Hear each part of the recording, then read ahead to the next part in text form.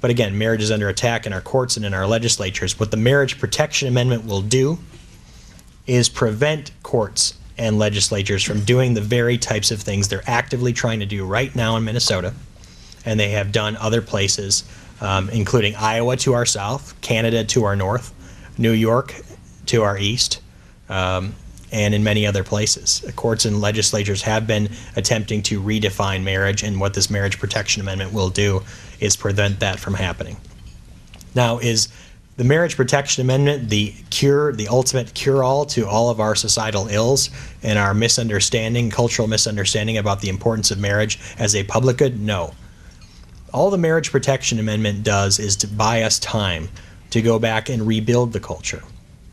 Because there are no ultimately political solutions to what are fundamentally moral and cultural problems. There are only religious solutions to moral and cultural problems, and that means transforming oneself first and living one's own vocation well, and then helping to restore order to the rest of society. So ultimately, there's a profound cultural reconstruction project that needs to happen, and that starts with each one of us repenting of our own sins, living our own marriage as well, converting our hearts, living our vocations, and then sharing the beauty and the dignity of marriage and family life with others. So we often try to focus on the politics of these things without the inner transformation that needs to happen. And I want to say it's not an either-or situation. It's a both and, but we live in a politicized age, and I always want to go back to the first priority, which is transforming our own hearts. But again, it's not an either-or, it's a both and we have to be doing the heavy lifting of engaging and participating in the public arena on this issue of marriage. Now, part of the confusion surrounding marriage is we don't understand what marriage is. We're always talking about the who of marriage. Who can get married? I want to get married. You want to get married. This person wants to get married. That person wants to get married, and they should have the right to do so. And that's kind of the end of the story. So what you see from the other side in this issue are a collection of human interest pieces, right? There are a lot of, it's about the golden rule, doing to others as you want it done to you. It's about fairness. It's about equality. It's about rights. And then they show you a series of what are essentially human interest pieces and tell you a bunch of stories about this person or that person. Well, that's all fine and good, but it doesn't get to the heart of the issue. And the heart of the issue is, what is marriage? You can't say who can get married before you understand what marriage is. And that's the first question we have to answer. And as Catholics, it's incumbent upon us, as I'll discuss later, to be able to provide that answer.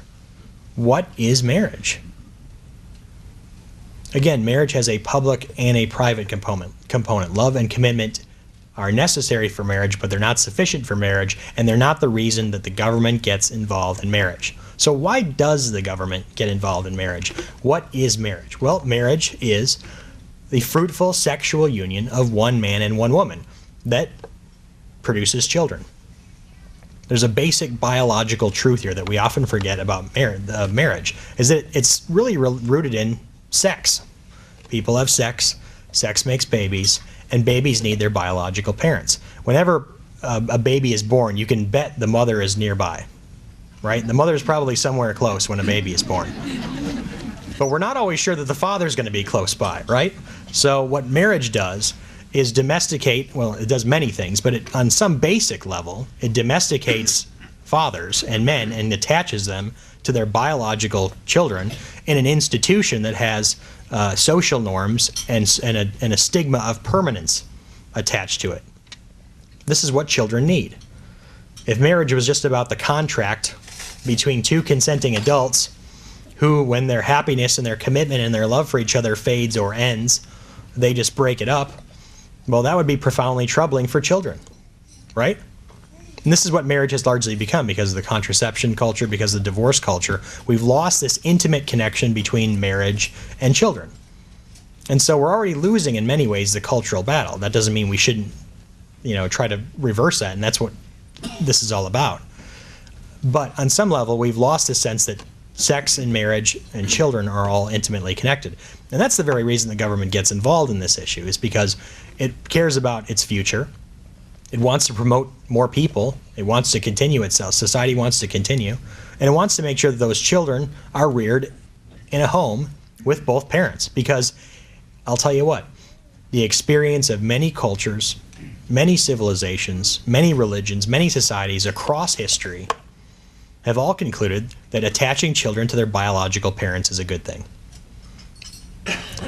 There's a reason that the marriage and the union of one man and one woman as the foundation of a household, the foundation of the family, keeps appearing in disparate societies.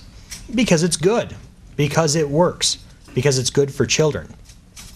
And society has an interest in promoting those institutions that are good for children. And marriage is good for kids. Marriage is vital for the well-being of children. This is what it's fundamentally all about, and this is why we care. The well-being of children and society depend on healthy families. It's just that simple. Last week, the Social Trends Institute came out with one of numerous studies. The social science literature is voluminous, that the health of an economy is intimately connected to the intact and the well-being of the intact nuclear family, and fertility, and children. Economic growth and prosperity are directly correlated to fertility, which makes obvious sense, right? What's good for a business's bottom line? More consumers.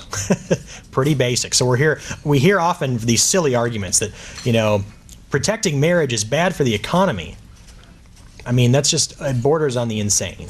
But we have to have the courage and the know-how and the intellectual tools to go out there and engage these arguments, which are in many ways silly, but we have to be out there answering them and not being afraid to do so. So children, the well-being of children in society is integral to marriage and why the government is involved. So that's the basic fundamental component, the what of marriage. What is marriage? Well, it's an institution that attaches children to their parents. Now, death and divorce too often prevent children from growing up in intact families with their biological mother and father. It's a terrible tragedy. But what we know is that marriage needs to be strengthened and not redefined. The solution to that is not to continue to define marriage down or undefine it. It's to strengthen marriage. Law should promote the ideal. And the ideal is what we know from experience, tradition, our faith, common sense, social science, the natural law, etc., etc., etc., is that children do best when they're raised in an intact home with their biological mother and father, again and again and again and again. And law should promote this ideal, and that is the ideal that we are defending. If marriage is redefined, you sever any inherent connection between children and between marriage and children, between marriage being between children and marriage and being raised by the mother and father. This is a development that will have tremendous consequences for our society. In many ways, this movement to redefine marriage is also part of the sexual revolution, and another development and advancement, if you will, in that. We've known from every other development in the sexual revolution that this has been profoundly bad. The divorce culture, the contraception culture, all of these things have had terrible, terrible consequences. And this movement, in my opinion, to redefine marriage is just the next step, and it will have a host of difficult consequences for our society that we'll have to spend a lot of time making up for. The number one cause of child poverty in this country is family fragmentation and family breakdown. If you want a great piece of social science research and a good read, Mitch Pearlstein, who's head of the Center of the American Experiment, has a great new book, From Family Collapse to America's Decline. That's just one example of the voluminous social science research available on this issue. So I've talked a little bit about the public purposes of marriage and what it is.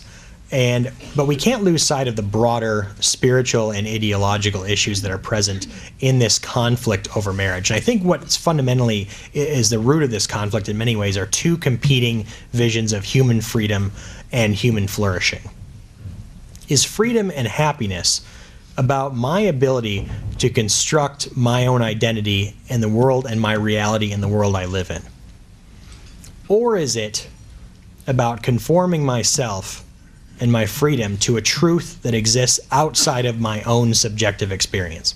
What you might call the natural law, for example. Is truth received, or is truth something we make? Often you hear this line, well, my truth is this, or my truth is that. Now, not denigrating the subjective reality of our experiences. In general, truth is truth, and it exists outside of your own subjective experiences, and your well-being depends on you conforming yourself to that reality. Unfortunately, that alternative idea of freedom as being able to construct your own reality has gained currency. And I think this is one that has profound consequences and implications for this marriage debate. The gospel of this version of human freedom and human flourishing, the idea of constructing your own identity, your own reality, is summed up best, and I think, in a case about abortion, in which the Supreme Court in 1992, in the case of Planned Parenthood versus Casey, which affirmed Roe v. Wade, it said this: "At the heart of liberty is the right to define one's own concept of existence, of meaning, of the universe, and of the mystery of human life." That's a really stunning statement on some level. And I think we could, I'd like to just say, and that's just palpable pish-posh and ignore it and leave it at that. Unfortunately, this is right from the U.S. Supreme Court in another important issue, which is the issue of abortion. And it gets right to the heart of the bigger picture on this issue. It's not just about marriage. It's not just about a certain class of people having the same rights as everyone else. It's really part of a broader clash of worldviews, a clash of what Professor Robbie George at Princeton calls a clash of orthodoxies. And which of these orthodoxies will and should prevail? If this first vision of freedom that I described, of creating your own reality, if this prevails in our culture, that the heart of liberty is the right to define the meaning of one's existence, what are the necessary implications of the imposition of that worldview? I think they're what Pope Benedict called the dictatorship of relativism. If my freedom and my happiness depends on me constructing a reality and a world around myself and having the ability to do so, then anything that gets in the way of my ability to do that must be eliminated or crushed or silenced. So anything that stands in the way from a legal or a cultural or a social perspective that would in any way inhibit me constructing my own reality must be silenced. This is profoundly troubling, right? This is why the Catholic Church is so hated in our society, because it dares to say no to so many of these things. And we don't say no for the sake of saying no. We say no for the sake that the people in the world can say yes. Yes to Christ. There are all these things that we put in our way. It's our own pride, right? The heart of this passage I'm talking about, this vision of freedom, is ultimately rooted in pride at the end of the day. But it's such an important point, because we cannot let this is why the church is so hated, because it dares to say no, because it wants people to say yes to Christ, and that's why her voice is so often silenced. That's why she is the subject of scorn. But we need to be very keenly aware that this is a deeper conflict, a deeper spiritual, a deeper moral conflict, and have a sensitivity to those issues. Now, what are the consequences of this new dictatorship of relativism? Well, in terms of this marriage debate, that has some tremendously important consequences, because if it is the case that those who object to my ability to construct my own freedom and my own reality, if they're going to tell me what I know in my conscience to be wrong, and this is the key point, right? You have this thing called the conscience. The law is written on your heart. You know something is wrong, right? But people hate it when people tell them that what they're doing is wrong. So if I can silence those social and cultural and legal institutions that tell me what I'm doing is wrong, I can feel better about myself. And this is fundamentally what the movement to redefine marriage is all about. It's not about benefits, it's not about children, it's not about families. It's about establishing the social equality of so-called sexual minorities. It's about saying that what is the right asserted here? It's not the right to get married. Anyone can go into the church of what's happening now and get their union blessed as marriage. Anyone can do that. No one's taking that away. People have the right to live as they wish. So what's the right being asserted? The right being asserted is the right to have my union, whatever that might look like, with another person, identified as marriage, and therefore culturally and socially and legally affirmed as good, and is the equivalent of natural marriage. So we're not taking away anyone's rights. We're not attacking the equality of any person. What we're saying is this institution, this set of relationships, is not equal to the task of raising children.